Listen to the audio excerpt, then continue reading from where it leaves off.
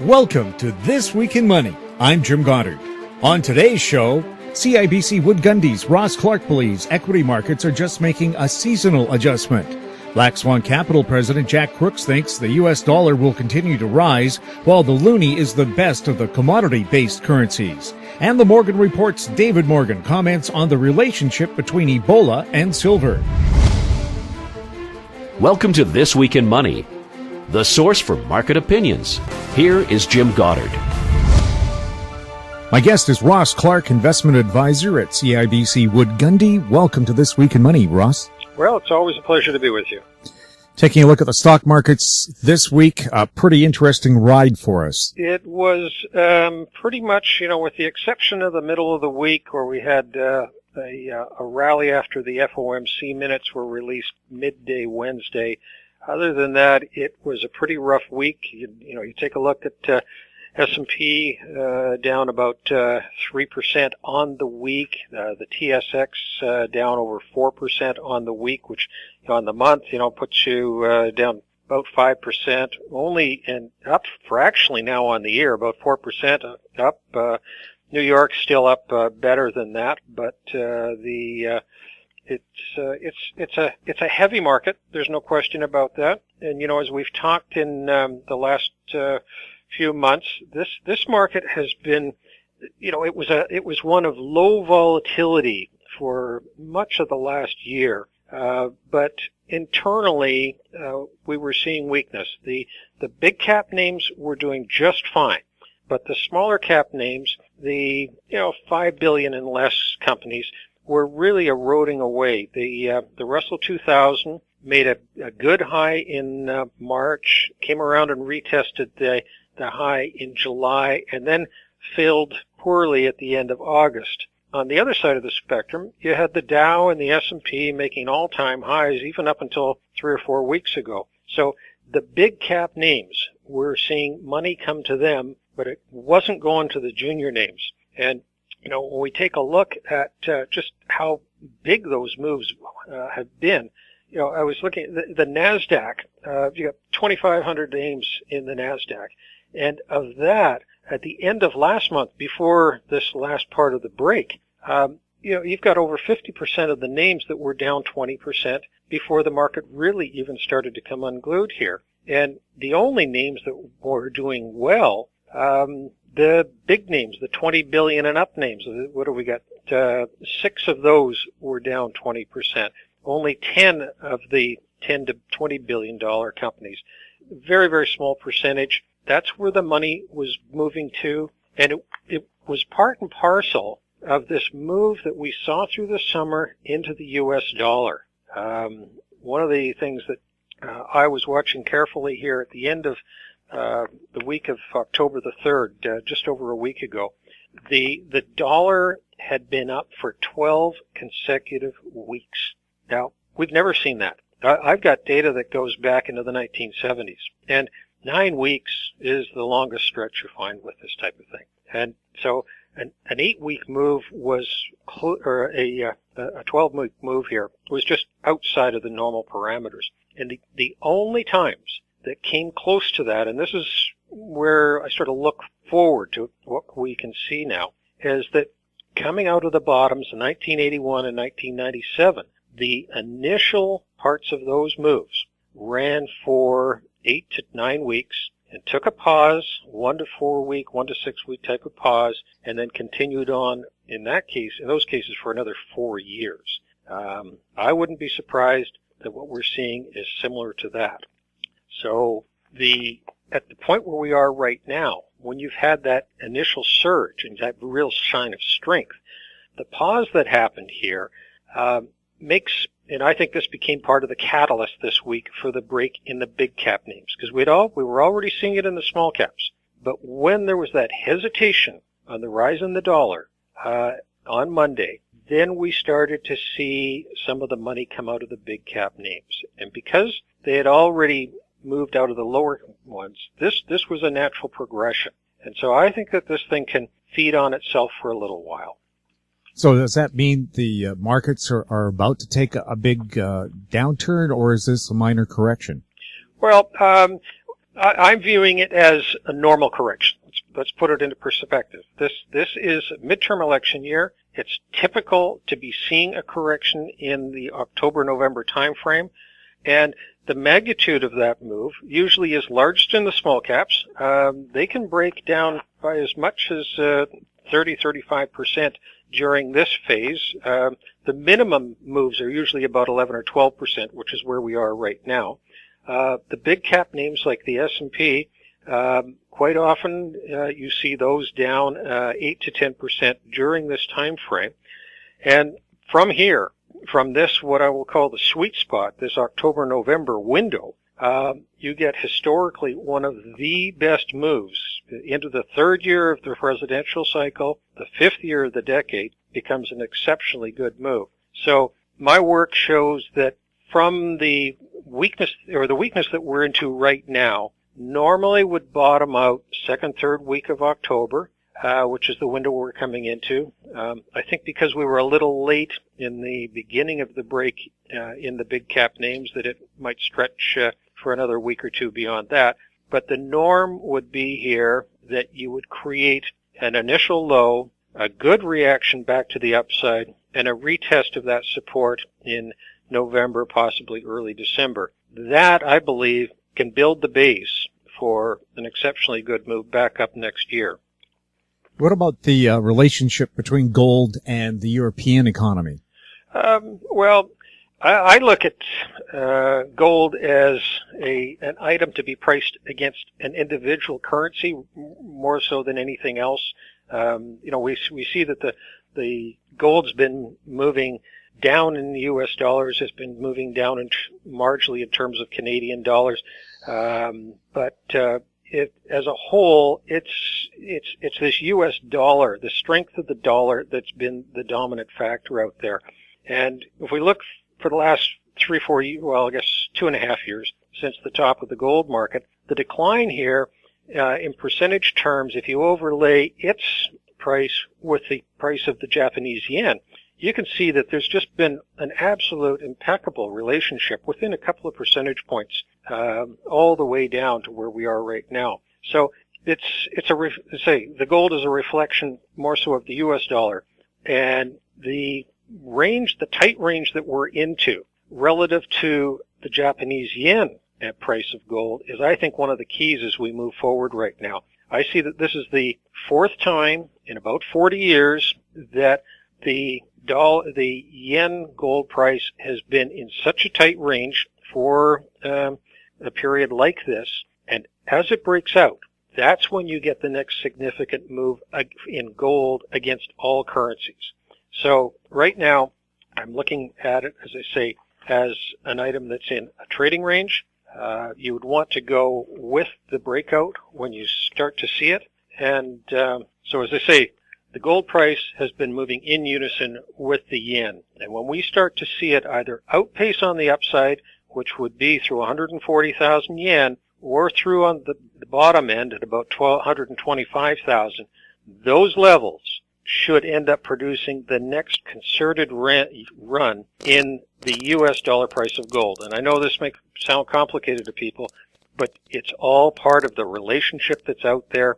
Once you start to see gold moving against these other items in concert, it will have an effect across the board. Ross, thanks a lot for chatting with us. Is there a website people can go to find out more about CIBC Wood Gundy? Well, they can give me send an email to me. That's ross.clark, C-L-A-R-K, at cibc.ca, or call me in Vancouver at 604-661-7759.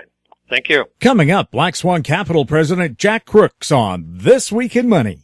Always consult your investment professional before making any investment decision.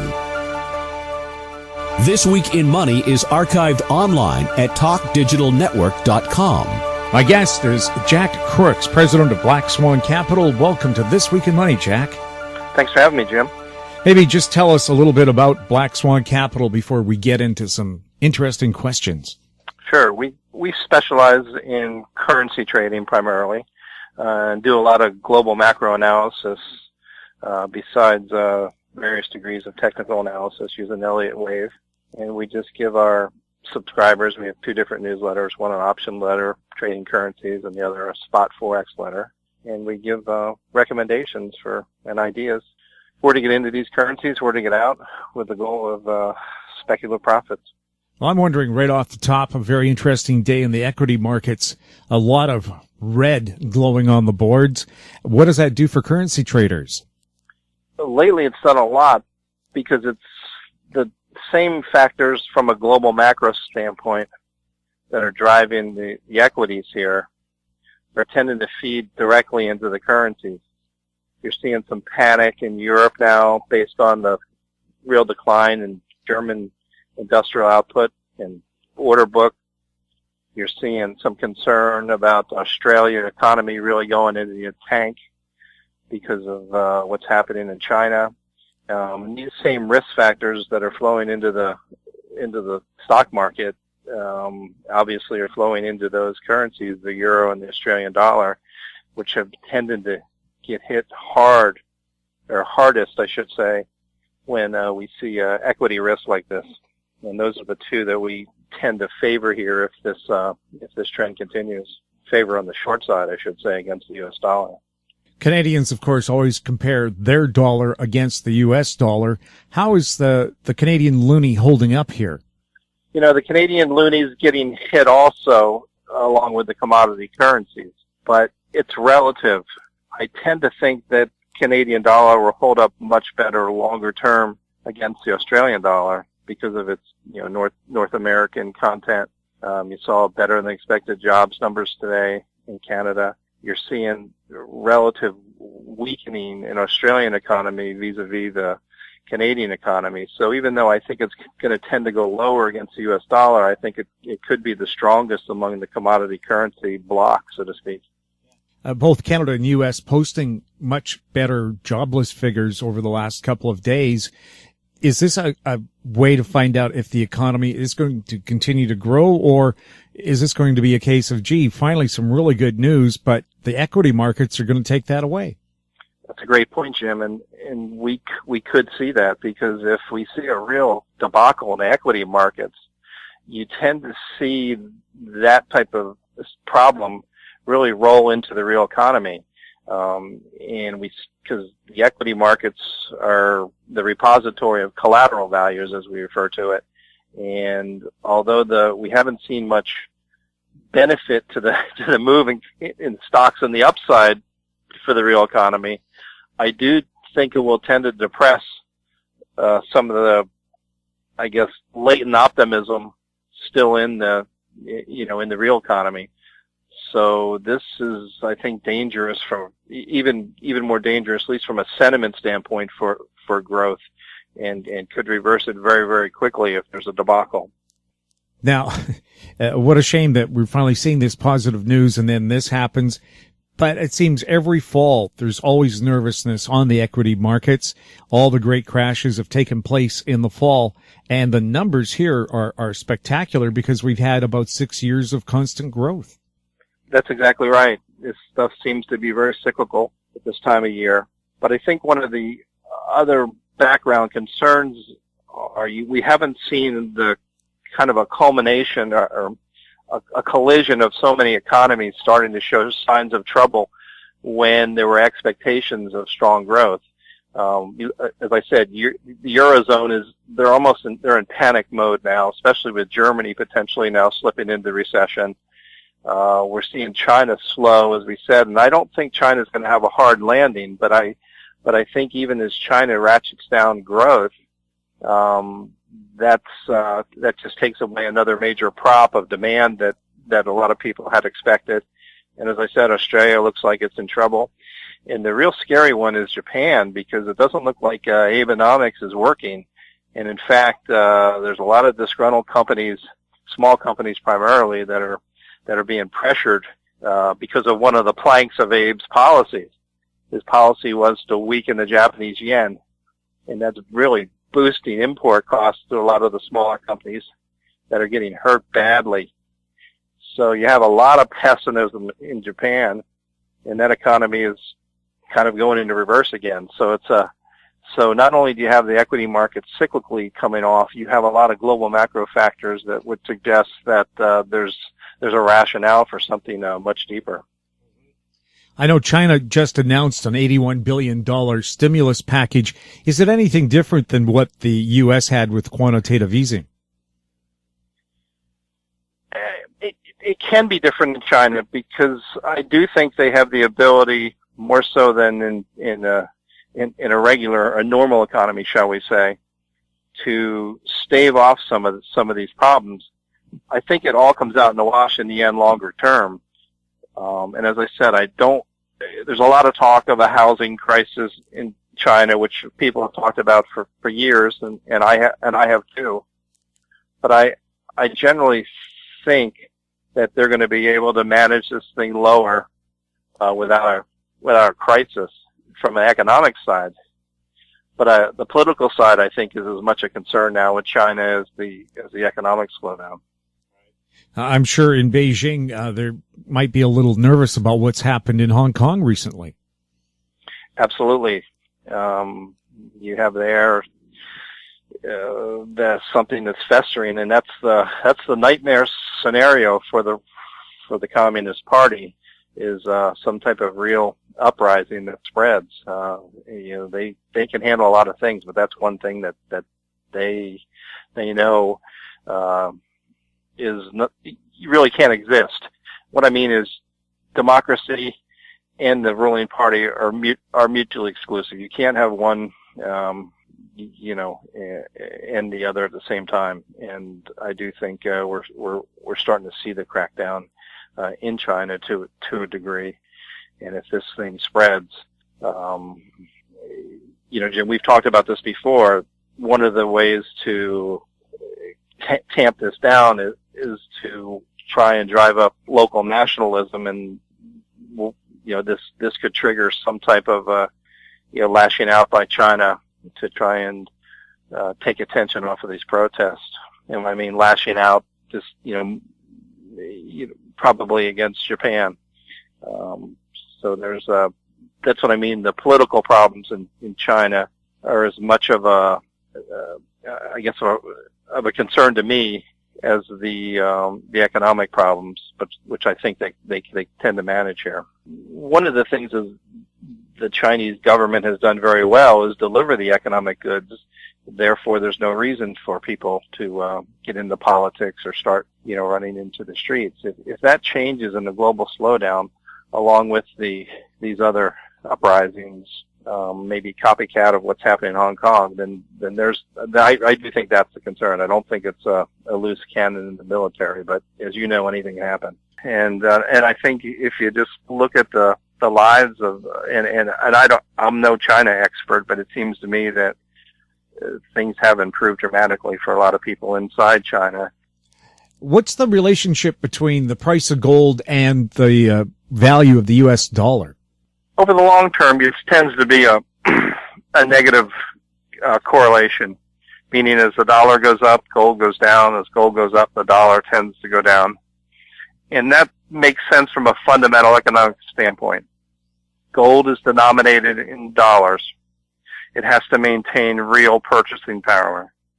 And if the dollar goes up in value, gold will tend to go down as a seesaw effect.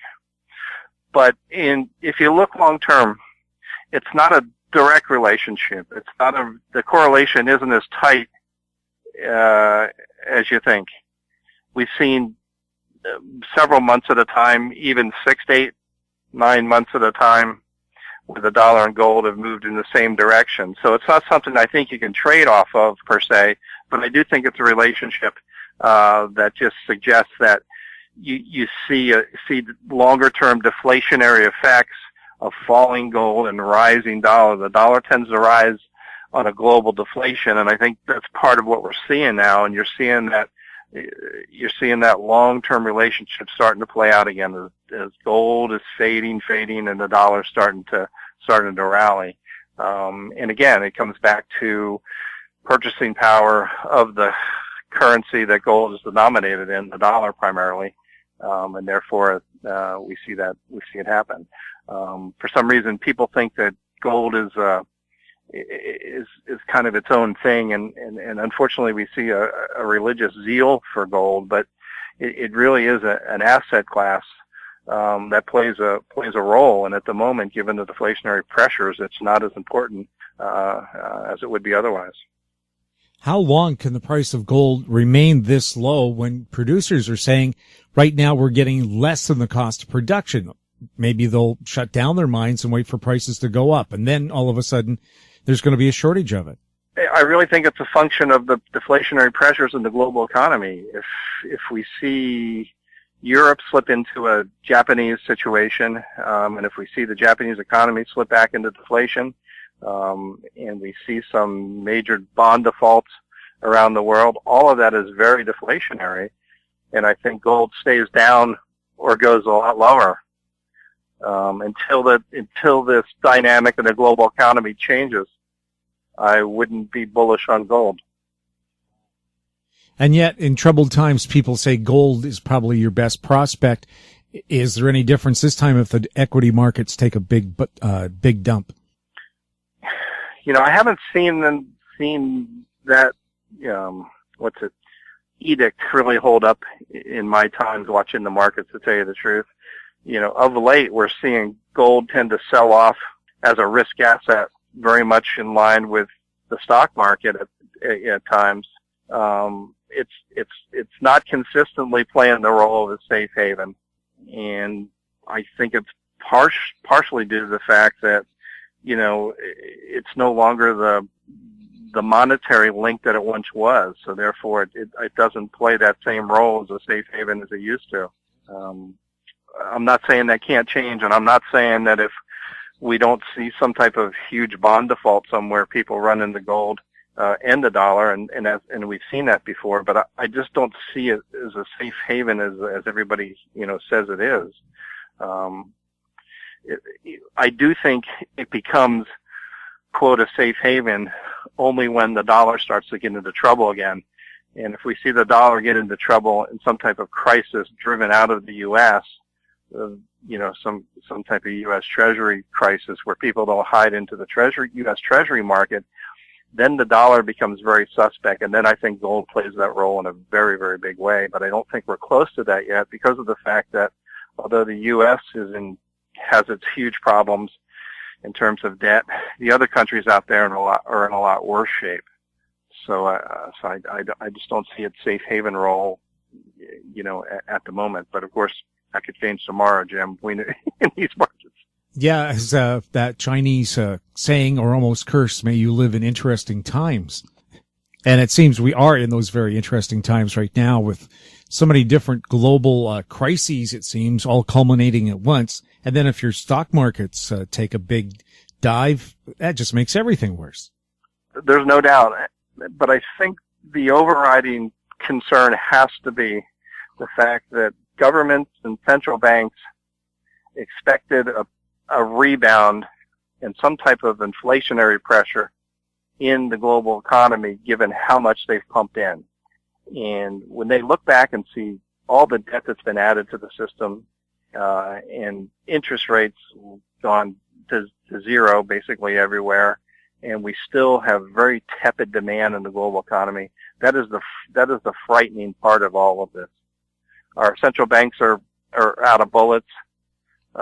Quantitative easing effectively is not working any longer.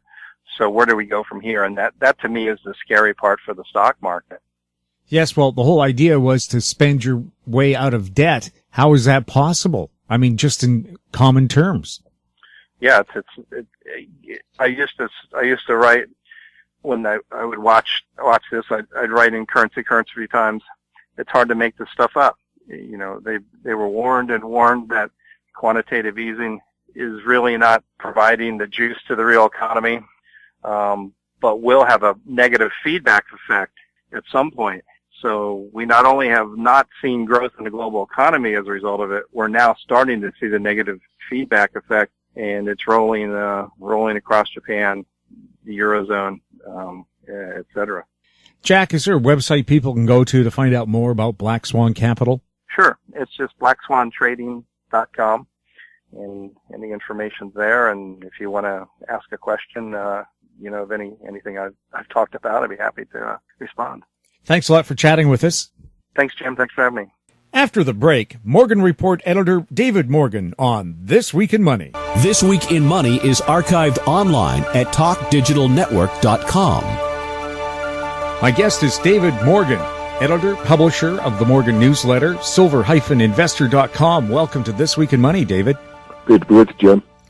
People are taking a look at precious metals right now, wondering what's going to happen with gold and silver, and I think you're the man to talk to. First of all, let's take a look. Are we near the bottom for gold and silver, or is there still going to be lots of movement?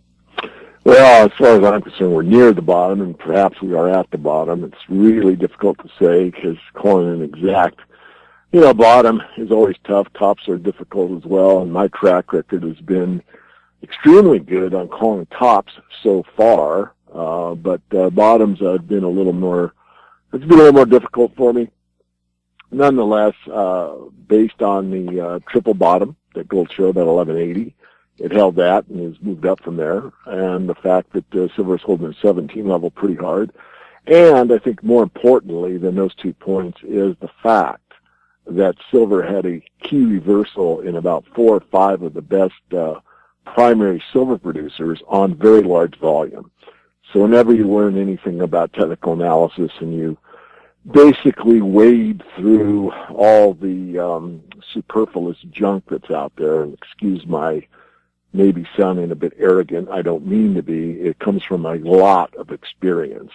But there's all kinds of technical indicators, and some of them are useful and some of them are just noise. And I'm back to basics, and the basics are, what the price action is, and extremely important is what the volume is. So we had key reversals, which are very important. They're called key reversals for a reason. And in a lot of these stocks, they were on double or quadruple normal volume. So that indicates that there was extremely strong short covering at those levels. Does that mean that's the bottom? No, it doesn't. But it indicates very, very strongly again that it's either near the bottom, at the bottom, or close to a bottom. So I'm getting a little bit bullish again. I mean, I've been, so you call me a perma bull or not. I mean, I try to be very, very objective about this market. I do always exclaim that markets go up and down. I still believe we're in a major secular bull market for the metals. And I think we're at the end of this bearish correction for the metals, but, time will tell. The Silver Summit's going to be held in Spokane on the 23rd, I believe. That's correct. It's the 23rd and 24th. It's Thursday and Friday, 2-day event. Right. And, of course, anybody who's anybody in silver is always there. What do you expect to see this year? Well, quite honestly, Jim, I think we're going to see a little bit smaller crowd than we've seen the last few years. I mean, when silver was, making great progress price-wise from, under the $5 level all the way up to 50. I mean, a 10-bagger just on the metal itself, not to mention what some of the miners did and some of the ETFs and double and triple ETFs did. But nonetheless, that's history. But, during that time frame, we were certainly seeing more and more and more interest at the Silver Summit every year. And these last 2 years, we've seen, a drop-off in attendance, and that's true. That's true in any market, technology market or real estate investment conference or anything along those lines. They ebb and flow, and so does the precious metals market. Having said all that, there's still pretty good strength. There's still pretty good attendance. I'm looking forward to it always, and we get a very, very good turnout as far as what I call the intellectual quality of the speakers at this summit. So it's going to be worth going as always, probably a little less attended than some of the ones in the past, but nonetheless, it's going to be a good show. Is there any connection between Ebola and silver? And I'm not being silly about asking that question. No, you're not. In fact, this is something that came to the fore today as we're doing your interview. And I interviewed 2 doctors, Dr. Pedersen and Dr. Gordon, a few months ago, and I actually made a series of videos about silver's applications as a biocide, what it does against jurists. I'm not giving medical advice. I do the interviews. I ask the questions. But it was fascinating because what I learned not only during this interview process, but a book that I read that sparked my interest in this aspect of the silver market it's called The Most Precious Metal Known to Man, or something along those lines, or The World's Most Precious Metal. I think that's the title of the book. It shows a water droplet with a silver ingot in the middle of the water droplet. And it says, more valuable than gold, platinum, or palladium.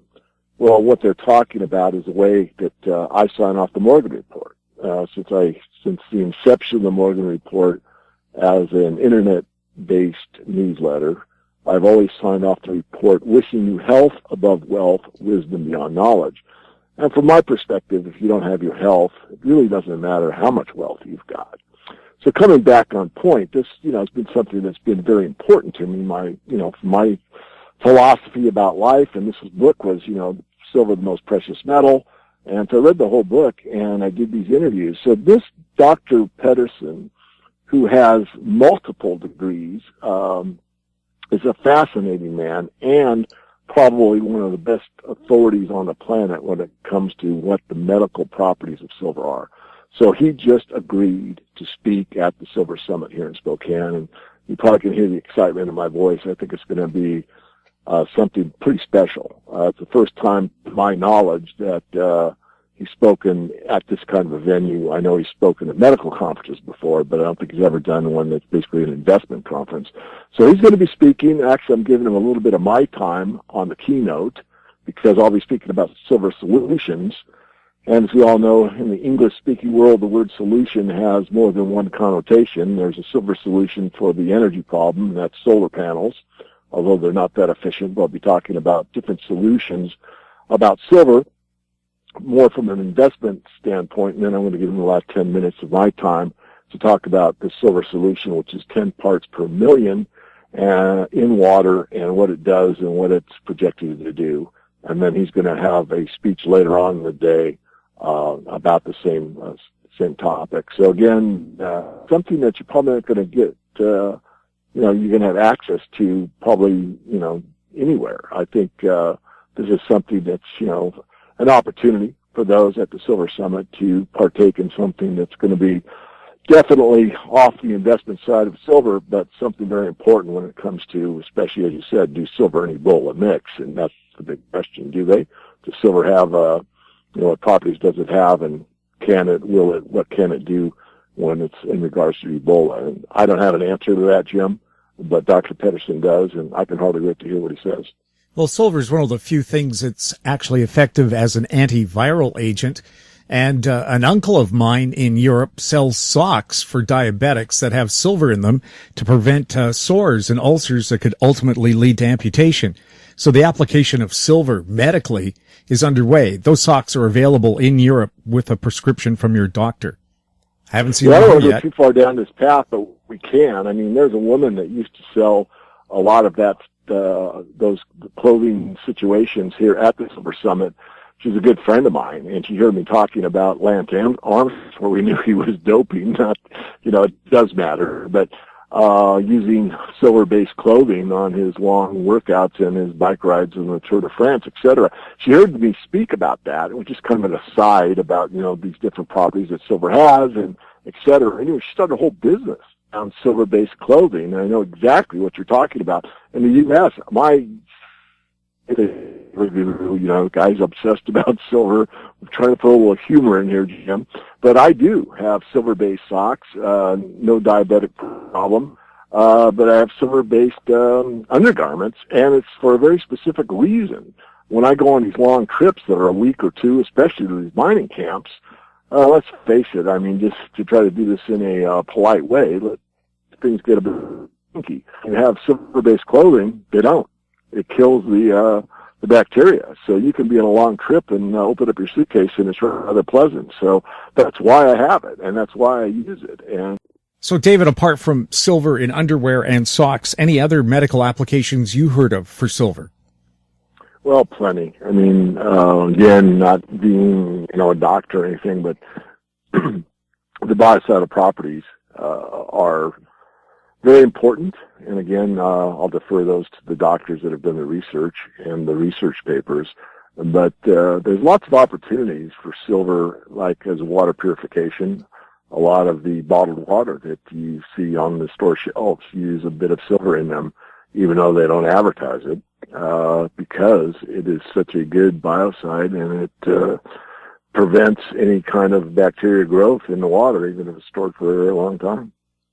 Well, remember the old thing about serving wine in silver chalices. It doesn't just taste better, perhaps it purifies it then.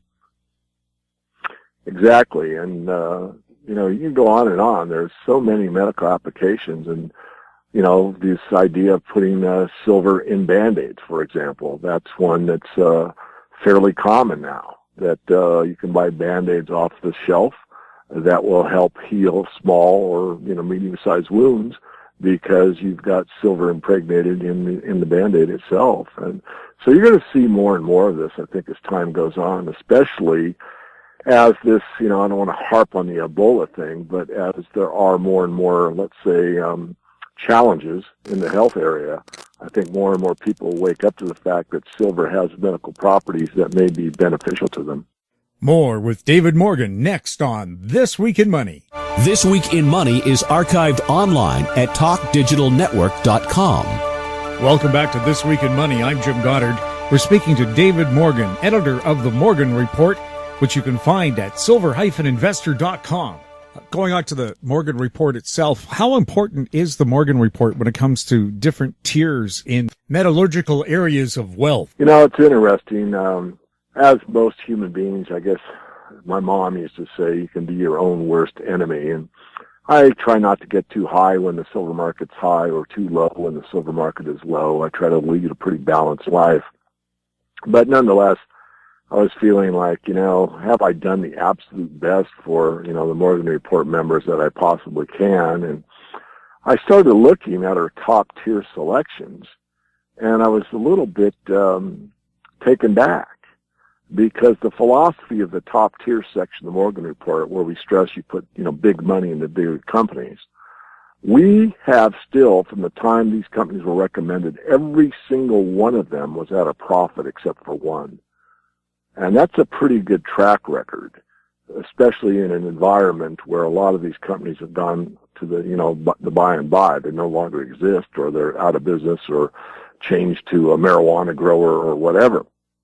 So, my philosophy about putting big money into big companies and riding out the ups and downs of a major bull market, when I sat there and objectively looked at when we recommended these companies and seen that every one of them was at a profit. The only one that wasn't is a very good company, or it would have made the top tier, and it's off 27%. And consider 27% off compared to some of these other companies. Now, I just want to be clear, Jim, because, it sounds like I'm tooting my own horn, and I'm trying to be objective here. I can't make that statement about the mid-tier or the speculative section of the Morgan Report. But again, I can stress that we very much emphasize that, the majority of your money goes in the top tier, conservative, long-term buy and hold portfolio. And on top of that, what I do and have done every letter from the time I started is I look at who is the best performing in the top tier. So if you wanted to rotate within the strongest group, you would know not only I think it's about 8 or 9 companies that are basically buy and hold for the long term, but within that group, every month that I get a Morgan Report, I know which 3 of all of those companies are the best performers. So you can just basically rotate your money into the top 3 that I put out every month, and basically know that you're riding the cream of the crop. So again, it may sound like I'm, trying to tout myself. I don't mean to, but, that's a pretty good track record, especially in a resource sector that's been beaten up so bad. It certainly makes me feel better. And then I thought, I guess, I've done absolutely my best, and my intent for my, membership, it's been pretty well served when you look at it. So thanks for asking. It's something that I just realized here, the last couple of weeks. I thought, you know what? If people have done what I teach, they're still not doing that badly. Not to mention that, some of these stocks have been up, tenfold, and now they're only up, 100 or 120% or something. But nonetheless, we're never against taking profits, and we do suggest that. And I'm not specifically a trading service, although the intermediate service, I do recommend, taking profits on a more intermediate term basis than on the long-term buy and hold basic service. So anyway, probably spoke too much, Jim, but thanks for asking. What's going to happen to all these junior mining companies that have been falling by the wayside like crazy over the last few months? Any hope for them? Yeah, there is. I mean, you have to look at them on an individual case-by-case basis. The ones that have very good assets that are very undervalued, most of these, mid-tier companies or the larger companies know, and they'll buy them for pennies on a dollar, and they'll survive in a way. In other words, if you're a shareholder of one of these smaller companies that has a great asset, you're going to get shares probably in a bigger company, and it's probably not going to be as lucrative as it would be if we were in a very major strong bull market, but at least you're not going to lose everything. On the other hand, if you have something that needs to be drilled and you're out of money, you probably are in dire straits. You're probably going to, be selling your stock at a loss or watch it go to zero. I mean, that's just the way things are right now. So I'd say for the lion's share of the companies that are left, you probably got about a toss-up, 50-50 chance of it. If they're holding on this far and this long, then there's probably a reason that they're still there, but some of them still will fail. But the ones, again, that have great assets, great management, or a combination of both, probably will be merged, acquired, combined with something else, that type of thing. But there aren't many of those left. We're in the part of the cycle right now where you really want to be in the producer or near producer or top tier company. You don't want to spread out too much in the speculative section. Although we found a good one in the last report. We put it out, last weekend when we updated the October issue. And it's a royalty situation that we think will be probably bought out pretty quickly. And then we have one we're still examining. We haven't written yet. That's basically a technology stock, but it's technology that involves extracting gold and silver in a very lucrative, beneficial way, not only environmentally, but economically. So we're studying that one. No guarantees, Jim, we're going to write it up. We still, pretty conservative here at the Morgan Report. Show me, don't tell me. I want to see the process before I write about it. And David, perhaps again, remind people about your website. You bet. It's themorganreport.com. You can get on the website, get our free weekly update report, which is no cost. And then if you're serious about the precious metals market, money, metals, and mining, you can sign up for the basic service, the basic plus, or the advanced service. Thanks a lot, David, for being our guest. Thank you. Thanks again to our guests, David Morgan, Ross Clark, and Jack Crooks. And thank you for listening. I'm Jim Goddard. We're back next week with more This Week in Money. This Week in Money is a production of Howe Street Media Incorporated.